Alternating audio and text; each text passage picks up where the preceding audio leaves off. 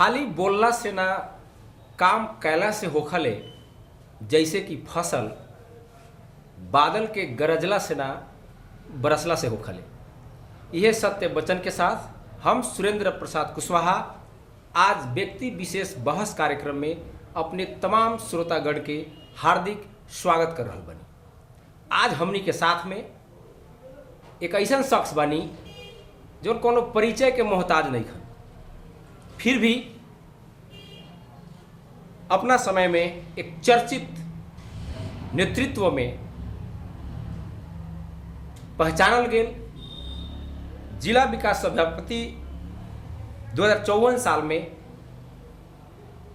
जिला विकास समिति के 2 कार्यकाल सदस्य रहलन। गावी सौ के 3 कार्यकाल लगातार प्रधान पच रहलन और समय के साथ कलैया अस्पताल के अध्यक्ष भी बनलन और पचरौता पिपरपाती के व्यवस्थापन समिति की अध्यक्ष बन के न जाने कितना सार्वजनिक पद पर जाकर के समाज के सेवा कैलन। वैसे कनिए परिचय के मोहताज नहीं खन। आज हमनी के साथ में बानी पचरौता नगर पालिका वार्ड नंबर 1 के आदरणीय श्री छठू प्रसाद यादव जी। सर, अपने के आज के कार्यक्रम में स्वागत कर रहा बनी। हमरा तरफ से भी नमस्कार। आज ई व्यक्ति विशेष बहस कार्यक्रम में हमनी के साथ में एकदम बुजुर्ग परिपक्व शख्स हमनी के सामने बनी। हमरा भी एकदम खुशी महसूस हो रहा बा कि आज हमनी ऐसा शख्स से जुड़ल बानी कि उनका साथ में विगत के अनुभव और आज के समाज के अवस्था के वर्तमान के जोन देख रहल बनी उ दोनों के साथ में लेके आज हमनी के सामने बैठल बनी।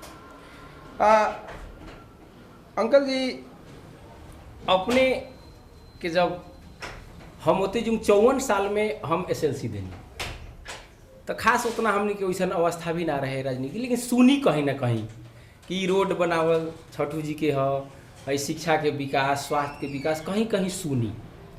बाकी नेतृत्व को होते जो नाम ई एरिया में हम ना सुनी।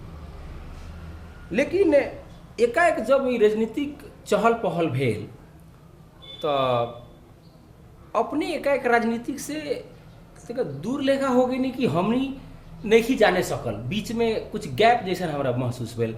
जैसे बहुत लोग नेता लोग एने उत्पन्न भेलक, जैसे राम सहाय जी भेलन, नया नया नेतृत्व वर्ग।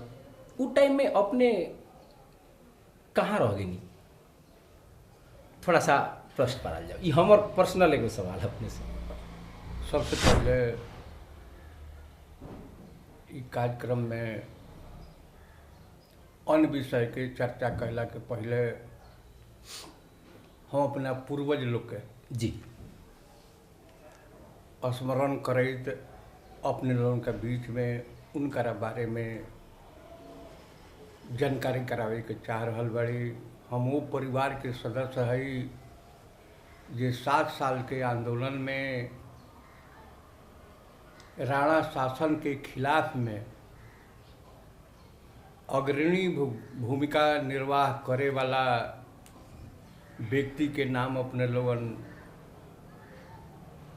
केहू से सुनले हो। हम उनकर नाम रहे भागवत यादव जी, जे हमर मामा रह। अच्छा। हम एक किसान परिवार, साधारण एक किसान परिवार के सदस्य के रूप में पैदा ले ली। हमरा बाबूजी के नाम मेसुरा राय यादव, चाचा के नाम मांजन राय यादव रहे।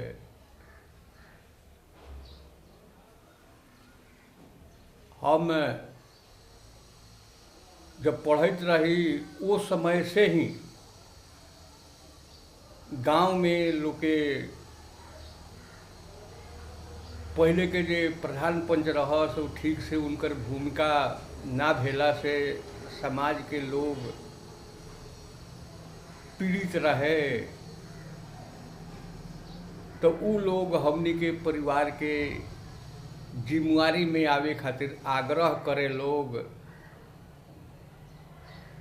अब आज तो जब चुनाव के समय आवेला तो लोग कूदेला कि हम ए पार्टी से हम ए पार्टी में और वो समय में जी जी हमनी के लोग कहे जाए कि अपने जिम्मेवारी में आई।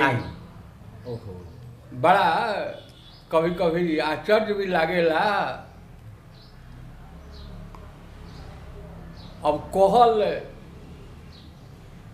तो कुछ बात अच्छा है, लेकिन कुछ जायजो बात कहल अच्छा ना है। अभी जो समाज के धारणा बन चुकल बा, बनते जा रहल बा, तो ये से हम अपना माता पिता के स्मरण करत अपने के जिज्ञासा के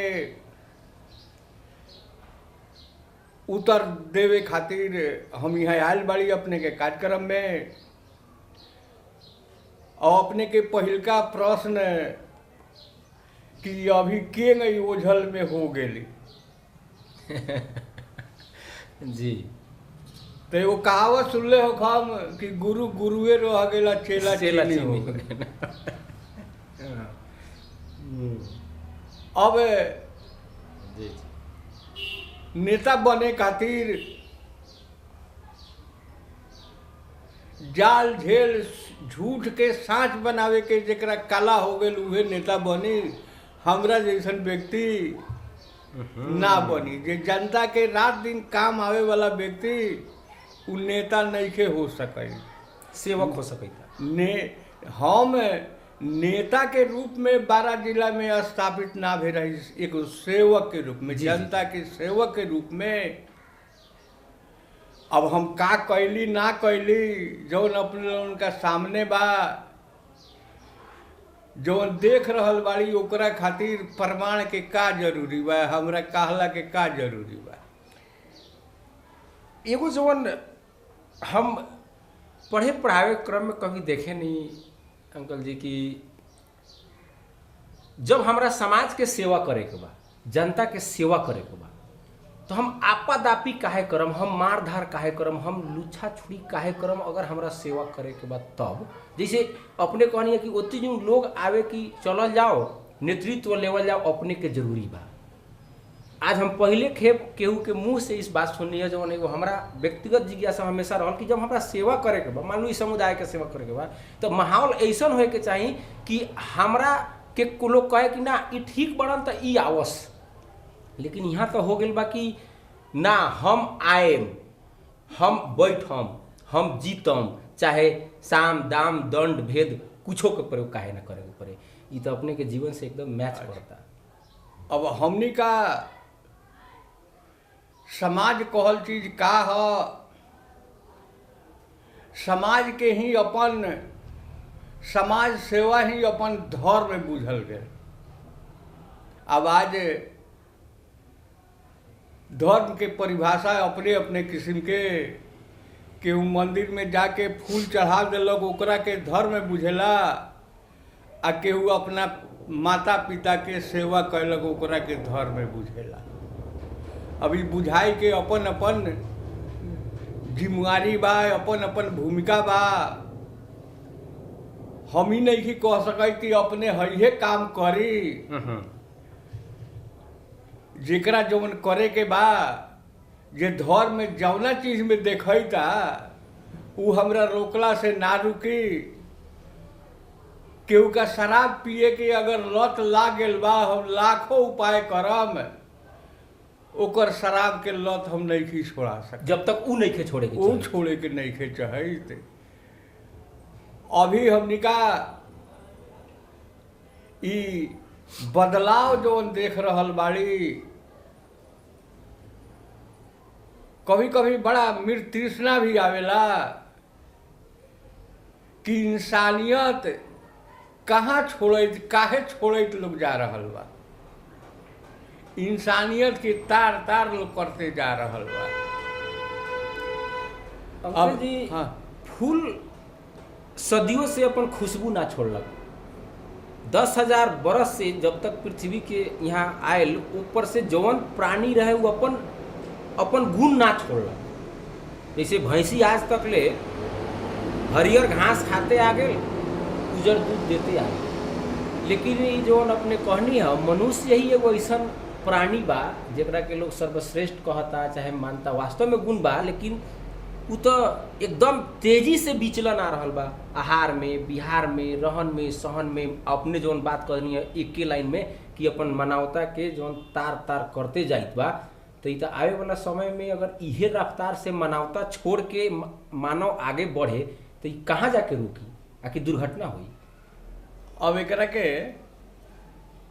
हर चीज के हमनी का राजनीतिक दृष्टिकोण से ना देखी, जी जी, कुछ सामाजिक दृष्टिकोण से देखी, कुछ धार्मिक दृष्टिकोण से देखी।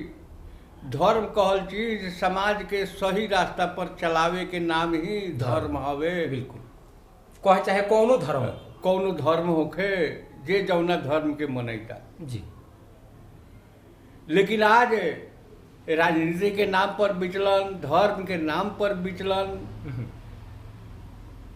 तो सजन के दुर्जन के संज्ञा दे देवे के विचलन अभी सता तो ई कथी बाकी।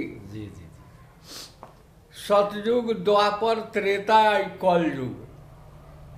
तो कलयुग में खराब काम होई, यही से नु नाम एकर सतयुग ना पढ़ के कलयुग पड़ल। ये अपन विशेषता खींच रहल एकर विशेषता बा। आई हमनी का रोकला से रुके वाला भी नहीं खे। लेकिन हमनी का अगर वास्तव में मनुष्य बाड़ी या मानवता के कुछ हमनी में गुण रह गेल बा तो कुछ प्रयास करे के, तो हमनी का प्रयासों भूलते जा रहल बाड़ी। स्वार्थ में अवसर मिलल बा, अवसर के लाभ उठा ली, ए तरीका के हमनी का सोच अधिकतर बनते जा रहा। तो अवसर के जो लाभ कहनी है, यही विषय में एगो बात करम। जैसे हमरा बुझाई में एगो जनता के प्रश्नकर्ता के हिसाब से, जैसे हम आज एगो शिक्षक हो गए, तो का ओ में हमर धर्म पूर्ति नहीं के होइत कि हम अच्छा से लड़का के पढ़ा सकूँ, ओकरा के अपन ड्यूटी कर सकूँ, उस चीज़ में हम रमाऊँ, उस चीज़ के पूरा पूरा फायदा उठाऊँ। आकि हम टीचर हो गए नहीं तो हेडमास्टर के ख्वाब देखे लगली, टीचर के काम छूट गए। जब हेडमास्टर हो गई तो अब बीनी के ख्वाब देखे लगनी। ठीक वही प्रकार से हम देखत नहीं केहू चाहे अपने के पाला में कि सही रहे कि आज भेल बा। जैसे हम मान ली वार्ड अध्यक्ष में जीत गई, तो एगो आधा कार्यकाल तो खर्चे बर्चे निकाले में बीत जाता, आधा कार्यकाल हो जाता अगला साल के प्लानिंग में कि हम मेयर में कैसे लड़म। अगर हम मेयर में जीत जाता नहीं तो उ काम ओझेल में पड़ जाता, ताले हम सोचे लगता रही सांसद के, आ सांसद में कहीं जीत जाता रही तो उ में संतुष्ट ना हो के हम सोचे लगता रही मंत्री के। तो कहीं ना कहीं जो चीज़ होए के चाहिए ई छोड़ के वास्तविकता के धरातल कर्म भूमि छोड़ के कहीं कल्पना के दुनिया में तो ई समाज नहीं खे जाए। अंकल जी अपनहू के बेला में ही सही रहे कि कैसे रहे? हम पहले ही कहली हा कि हमनी के टाइम में हमनी के पूर्वज लोग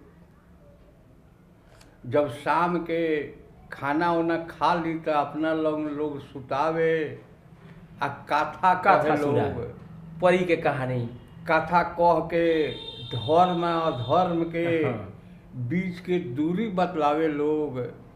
तो स्कूल के गुरु जी तो शिक्षा देवे करस, लेकिन उससे ज़्यादा हमनी के माता पिता, दादा दादी हमनी के बाबा दाई हमनी के शिक्षा देवे। तो बुनियादी शिक्षा कहल चीज उहे है। अब आज टेक्नोलॉजी के शिक्षा के माध्यम ना बन गए, बल्कि शिक्षा पेशा के माध्यम, कमाई के माध्यम, अर्थ के माध्यम बन गए, सेवा के माध्यम ना रहल। माने जी अवसर के हम लाभ है, ई अवसर फेन मिली कि ना मिली, हाँ, ये कहे के चाहिए। तो ये से अब ज़्यादा से ज़्यादा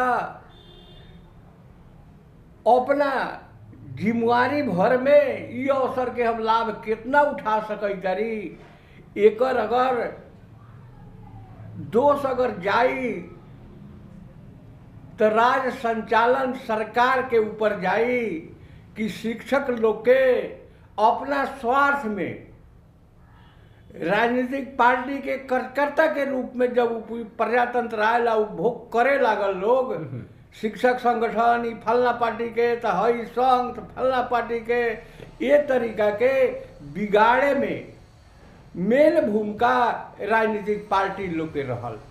काहे कि पेशा के हिसाब से, पेशागत हिसाब से वो लोग के स्वतंत्र छोड़े के चाही, न कि वो लोग से पार्टी के काम करवावे के चाही। ऐसे ही विचलन आवे के कारण एगो ई बात शिक्षा क्षेत्र जी। आज भी उसे मुक्त नहीं के भेल। आई मुक्त होए के एक मर्तबा अगर खराब आदत लग जाई, कितनो डंटा अपने चलवैत रहम, बड़ा मुश्किल बा ओकरा के सुधारल। ऐसे हमनी के टाइम में ईमान से लोग दौड़े, हमनी का टाइम में ईमान रख के ईमान थाती रह के अपन घर व्यवहार लोग चला लेवे। अब तक कपाली कागज के वैल्यू नहीं। आज कागजों कैला पर, धन संपत्ति रखला पर लोग का मुश्किल हो रहा बा। तो ऐसे ही समय के तगीदा है, तो अपनो कर्तव्य तक कुछ चाहिए। खाली दोष दूसरा के दे के अपने अच्छा बने के प्रयास कितना दिन करब। बिल्कुल। हमनी का समाज में जब सामाजिक जिम्मेवारी प्रधान पंच के अली, तो हमरा के यहाँ विद्यालय 3 दूर जगह में रहे। ठीक विद्यालय के एगो घर रहे, ओकरा अगाड़ी रोड रहे। गाड़ी जब जाए तो लड़का से गाड़ी के चक्का के गई चलैता, ओकरा तरफ ध्यान जाए, न कि शिक्षक का कहता ओकरा तरफ ध्यान जाए। वो अवस्था रहे। आज अपने पियरपाती स्कूल में जब जाए देखम तो 3 दूर जगह के सट्टा में आज 1.5 बीघा के ऊपर कंपाउंड बा। बहुत प्रयास से आज ये अवस्था में आयल बा। जहाँ प्राइवेट चले वहाँ आज 12 क्लास चलता। जी। 12 जिला में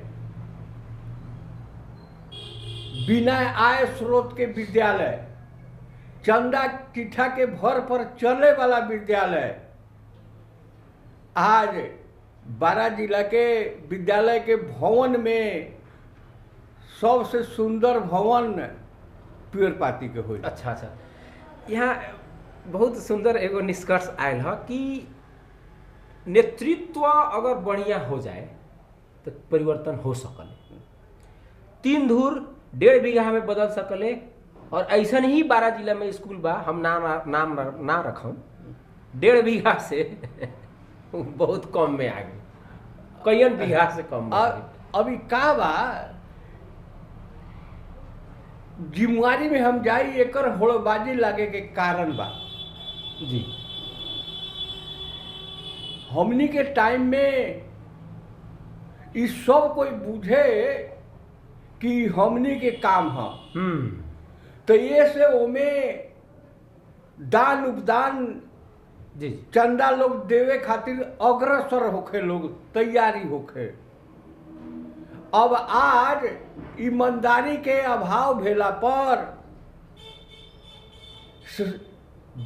बदनीयत के बू आ गेला से समाज के लोग सहयोग जोन करे के भावना बा उ घटैत गेल। अब राज बहुत सुंदर बात।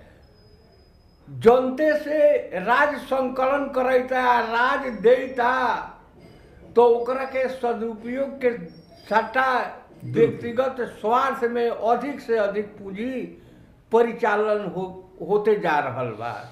एकर कारण एगो जबरदस्त बा कि असल देश के राज के स्रोत जनता है आ देश के मालिक जनते है। कहे कि एगो हमरा वोट से केहू राष्ट्रपति बन सकता, केहू प्रधानमंत्री बन सकता, केहू सांसद बन सकता।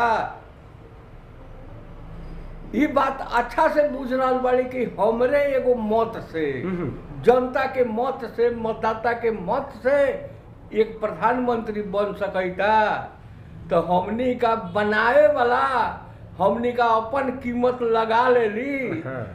एक गिलास दारू आ एक कुटिया मांस। तो जे मालिक देश के बाटे जनता उहे अपन कीमत एक कुटिया मांस आ एक बोतल दारू जब लगा लग तो स्तर तो एते ही घटत गेल तो उ नेता जवन चुन के भेजी उ कैसन होई। रोपे पेड़ बबूल का तो अमुआ कहाँ से हो। बस तो ये सब बाटे विचलन सब आवे के कारण। बहुत सुंदर सुंदर बात आ गया है, लेकिन जोन हम पूछे नहीं है एगो चीज रह गया है, फिर हम एक और के पूछम कि 5 बरस के कार्यकाल, हाँ 2.5 बरस इतना ना चुनाव में खर्चा हो जाता कि गाला निकाले में लागे, और 2.5 बरस लागेल आवे वाला चुनाव के तैयारी में।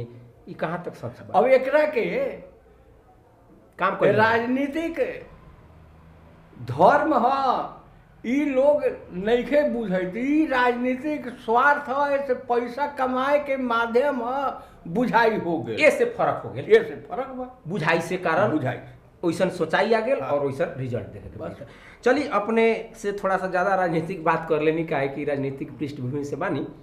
अब थोड़ा सा हम एगो बात करें कि ये अभी जवन हमनी के समाज में शादी ब्याह जवन हो रहा बा आजकल, हमनी के फेसबुक पर सोशल मीडिया के चाह के भी हमनी ना हटा सकते थी, पर ओकर सदुपयोग कर सकते तरी, काहे कि समय के साथ तो चले के पड़ी। बीमारी मोबाइल में नहीं खे, बीमारी टीवी में नहीं खे, बीमारी दिमाग में बा। एक के चलते हम एक के दोष ना दें, लेकिन आजकल लड़का लड़की लोग भाग जाइत बा, और लड़की मोबाइल में कहत बा अंकल जी कि हम अपना मर्जी से चल गेली है, तू खोज खाज ना कर, लड़का के बाप मतारी के ना पीट, ई सब हम अपना मर्जी से कैले बनी। ई आजकल बड़ा स्पीड से बढ़ रहा बा। हम पूछे के ही चाहतनी कि पहले के जवन बाप मतारी लोग खोज के शादी ब्याह कर दे, वहाँ भी त्रुटि रहे, वहाँ भी कमी कमजोरी हैले बा, और वहाँ भी अच्छाई बा। ए में भी अच्छाई बा बुराई बा। गाड़ी तब खुल चुकल बा, अंतर्जातीय मैरिज के सरकार प्राथमिकता दे देलक, एक जात दूसरे जात से शादी करे के कानूनी व्यवधान हो गए। हम पूछे के ही चाहते रही अपने के निजी दृष्टिकोण इस शादी विवाह वाला मामले में आज के डेट में कथी कहे के चाहम? पहलका ठीक रहे कि अब के ठीक बा, कि दोनों के मिक्सर क के जौन आ रहा बा उ ठीक बा? अपने काहे कि जीवन के एगो बहुत बड़ा बुनियाद होला के चलते हम ना लजा के बात अपने से पूछनी। न आँख के देखल सही है, न कान के सुनल। विवेक से जवन काम होखे उहे सही है। ओ में चाहे ए में, बस बहुत बढ़िया। विवेक मतलब बहुत बड़का बात अंकल जी रख देनी है आदरणीय छठू प्रसाद यादव। विवेक, अपना पैर पर खड़ा बानी, सक्षम बानी, जेकर हाथ थमैतनी ओकर कल्याण कर सकै तरी, ठीक बा। अपने कहे के अर्थ अगर नहीं सक्षम तो अपनो जीवन खराब, ओकरो जीवन खराब, पढ़ाई के समय में और इस समय के बर्बाद। विवेक के अर्थ ये नहीं कहे के चाहिए। अब उ लड़का चाहे लड़की जन्म से लेके बालिक होई तक माता पिता के छत्र छाया में उ पलक। जी, जब वो अपन जीवन वो अपना पैर पर खड़ा होए के अवस्था जब आयल तो उ दिन भुला गेल कि जब घर में अन्न ना रहे आ हम भूखे तड़पैत रही, तब माता पिता कहीं से खोज के ले आके वो अपने न खा के हमरा के खियौलक। वो अपने कपड़ा ना पहन के हमरा के अच्छा कपड़ा पहनावे के प्रयास कैलक। वो अपने अनपढ़ रहे तो हमरा के पढ़ावे के काम कैलक। इतना चीज वो देख चुकल, वो रास्ता से गुजर चुकल, आ फिर वो अपन जीवन साथी दूसरा के अगर स्वीकार करके माता पिता के अपमानित करके ही अगर जाइता तो में माता पिता कर का सकता। जी, ये से हम कहली है कि ना आँख के देखल साच होई न कान के सुनल, जे अपना विवेक से काम होई उहे सही। वही से हम दोबारा रिपीट कैनी है कि विवेक के अर्थ ई त ना है। बड़ा ई आज के डेट में वास्तव में जौन बाल बच्चा एक हेप झांक लेवे अपना गिरबान में विगत में जौन कहनी हम के, काहे कि उनका पास अनुभव के खजाना बा, एगो संपत्ति बा अनुभव। पहले स्टूडियो में होखे न कि निगेटिव स्टूडियो के संपत्ति हो, अनुभव उनकर संपत्ति बा, ओ में से हम कितना ले सकते।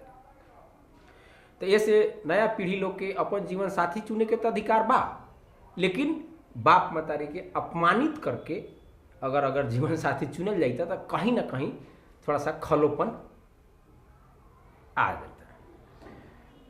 अब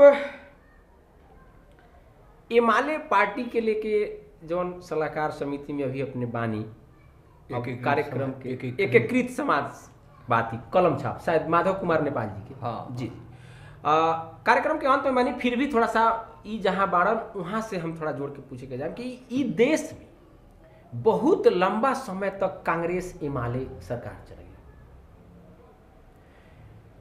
कहे के मतलब ई बा कि आज जवन देश के परिणाम बा, एमाले कांग्रेस के ई जिम्मेवारी लेवे के पड़ी। काहे कि विगत के रिजल्ट आज बा और आज के ही रिजल्ट भविष्य में आई। एमाले पार्टी दू ग्रुप हो गई, कांग्रेस भी दू ग्रुप, सारा पार्टी में ग्रुपिंग हो रहा बा। एक वजह अंकल जी कथी है? एगो पार्टी ना, सब पार्टी के बात हो रहा बा। इन्हें माधव जी हो गलन, इन्हें ओली जी हो गलन। ई सैद्धांतिक फर्क है कि मन के स्वार्थ पूर्ति के कारण ई फर्क आ रहा बा हर एक जगह। थोड़ा सा एमे अपने फोकस पा। पहले हमनी के समाज में कोनो गांव में तैका संपन्न व्यक्ति मर जास तो उनको जब श्राद्ध होखे तो उनकरा नाम पर एगो साढ़ छोड़ल जाए। अच्छा। बहुत श्रद्धा से लोग छोड़े तो उ साढ़ गंवाला ह कैसे पहचान होई? तो ओकरा के सड़दगनी बना के लोहा के चिन्हा ओकरा पूठा पर लगा दिया है कि सार्वजनिक साढ़ है, केकरो जियान करे तो ना बोले के ना कुछ करे के। माने ई सामाजिक हो गए। तिरछुल लेखा कभी त्रिशूल ओकरा के सड़दगनी कहल जाए। अच्छा। तो उ सड़दगनी जब दगा जाए साढ़ का तो उ बीग देवे आ गांव के लोग ओकरा के छीन झपटी की छीन के हम अपना गांव में ले जाई कि फल्ला गांव के लोग बड़ा मजबूत बा, बलवान बा। तो अभी राजनीतिक पार्टी में भी वही सड़दगनी के छीने के होड़बाजी बा। अब हमारा से अग्रजर नेता लोग बा, वो लोग के हम ज्यादा कमेंट करे के नहीं चाहते। हम एमाले पार्टी में ही रही 54 साल 51 साल में प्रवेश करके। हम पहले नेपाली कांग्रेस में रही, जे पहले ही कहली है कि हम भागवत यादव के भगना है आ उनकर आज एगो अब एकरा के बहुत लोग का ठीक लगी बेठीक लगी, लेकिन वो हमनी सब के पूर्वज रहस जी, जे हमनी के सुख सुविधा खातिर राणा शासन के खिलाफ में जान के बाजी लगा के संघर्ष कैलन। उनकरा जैसन विचार रखे वाला देश में हजारों लाखों लोग बाटे, वो सब के प्रति हम भावपूर्ण श्रद्धांजलि दे तारी। तो उ पूर्वज लोग के स्मरण ध्यान में रखत हम अपन जीवन केंग ऐसे जीवन शैली हम अपन केंग ऐसे बुलाई तो उस शहीद लोग के प्रति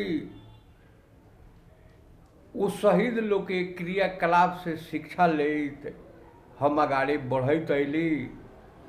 तो जौन अपने प्रश्न कैली है तैका एक मरतबा औरो दोहरा दी तो हम ठीक से हाँ राजनीतिक पार्टी जी जी जी तो निश्चित रूप में एगो संगठन के भीतर रह के देश के जनता के प्रति ओकर सुख सुविधा के बात के नीतिगत निर्णय लेवे के जिम्मेवारी जवाबदेही राजनीतिक पार्टी में या सरकार में होखेला। तो पहले सतयुगिया पार्टी रही के अब कलयुगिया पार्टी सब हो गए है। वही से सब में फूट हो जाते से कहे के जनता के झुकियावे के काला से भरपूर्ण जे एकरा में आ गेल उ एक नंबर के नेता भेल। तो जब चुनाव भेल तो नेकपा मान लीजिए लगभग 2/3 के अकेले सरकार के प्रधानमंत्री केपी जी बनलन। अब कौन सनक कौन उनकरा चंद्रमा पर जाए के रहे कि पाताल लोक में जाए के रहे, संसद विघटन करके अदालत का निर्णय से फिर प्रधानमंत्री माने दोसर सरकार बनल पर देश में चुनाव भेल। अभी नेपाली कांग्रेस आ ये माले के तो जे अपन घर जरा ली वो आदमी के साथे रह के हमर आत्मा स्वीकार ना कैलक। यही से हम एकीकृत समाजवादी पार्टी में चली बात उगे हो गई कि ओने से सैद्धांतिक स्खलन उनकर स्वार्थ पूर्ति के कारण सांसद के विघटन मतलब सिद्धांत ना मिलल। बस अंतिम प्रश्न काहे कि टाइम बहुत हो गेल, अपने से बात करते करते काफ़ी समय गुजर गेल। अंतिम में कहम कि इससे पहले हमनी के कार्यक्रम एगो कैले रहनी और क्रिकेट मैच भइल, हमनी के जनकपुर बोल्ट्स जीत गल, सुदूर पश्चिम हार गए। हमनी कहनी कि देखिए हो कहीं दंगा फसाद ना हो जाए। कहे के मतलब ई बा प्रॉब्लम खेल में बा कि दिमाग में बा। धोती टोपी के नारा वर्षों से लेके आज तक चलते आ गए। अंकल जी अगर ई रहे तो देश विकास कहिया करी? अपने में लड़ते झगड़ते रह जाए। ई कमी वास्तव में शासक वर्ग के बा कि कुछ जनता लोग के कमी बा? आज तक ई खेल के लेके लड़ाई हो जाए। देखल जा खेल के लेके लड़ाई चाहे कोनो विषय के लड़ाई, पहड़िया मधेसिया के लड़ाई, ई सब देश खातिर हानिकारक है, बहुत हानिकारक। एगो कोनो गांव में अनेक जात के अनेक विचार के लोग एक जगह एगो गांव में बा। बिल्कुल एक एगो इनार से लोग पानी भर भर के सब केहू ले जाला आ सब कोई पिएला जी। एक एगो रास्ता पर सब जात चलेला। तो एक एगो देश में ई पहाड़िया मधेसिया ई केहू भी शिक्षित जे आदमी होई ओकरा दिमाग के ई उपज ना है। सनकी दिमाग के ई उपज। झगड़ा बराबर रहो तो हमर पूछ होइत रहो, ऐसन कुछ तत्व देश के भीतर बा। कभी मधेसिया पर कटाक्ष, कभी पहाड़िया पर, उहे तत्व लोग ई लोग करावेला आ बैठ के उ तमाशा देखेला जौना के हमनी के पहचान में अभी उ नइखे होई। लेकिन एगो कोनो न कोनो शक्ति बा कि उ छुपल रुस्तम बा। तो नाराज अब उ कर देलक तो हमरा वोट 10 गो बढ़ गेल, उ ना कहलक तो हमर 10 गो घट गेल, ऐसन भी सोचे वाला।